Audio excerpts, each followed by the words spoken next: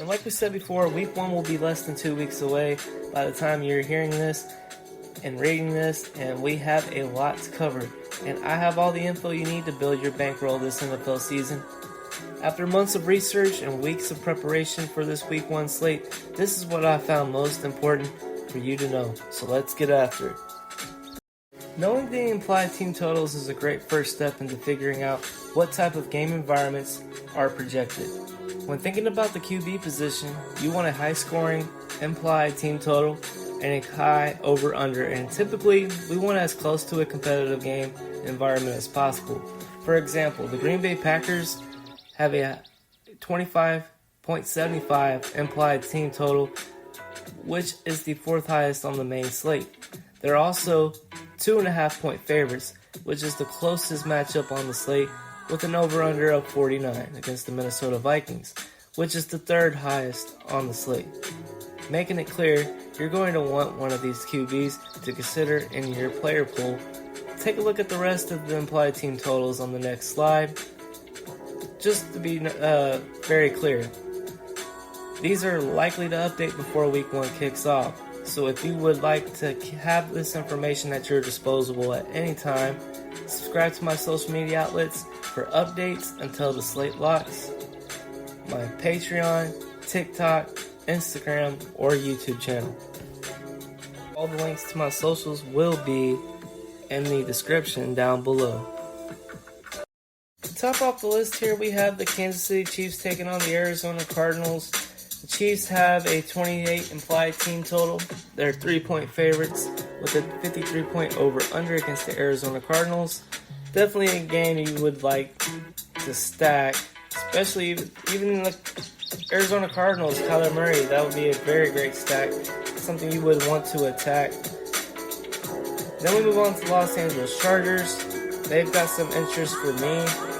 Their stacking options are a tad bit too expensive, but we'll go over that a little later on in this video. We got the Indianapolis Colts taking on the Texans. Have some slight interest there, especially due to the fact that a lot of people are going to want to be playing Jonathan Taylor. A great way to get different would be playing some Matt Ryan stacks. The Packers, Vikings, we already discussed them. You should definitely want some of both of these teams due to that over-under, due to that implied team total. I got some interest in the Cincinnati Bengals-Pittsburgh Steelers game as well. Philadelphia Eagles taking on the Detroit Lions. That could be the sneaky shootout game everyone's hoping for. Titans and the Giants, no interest there. Baltimore taking on the Jets. Got a little bit of interest, but I think I'm only going to want to be playing Lamar Jackson in cash games. Then we move on to the Cardinals taking on the Chiefs. We already discussed them. Both great options. The best game environment on the whole entire slate. 49ers, Bears.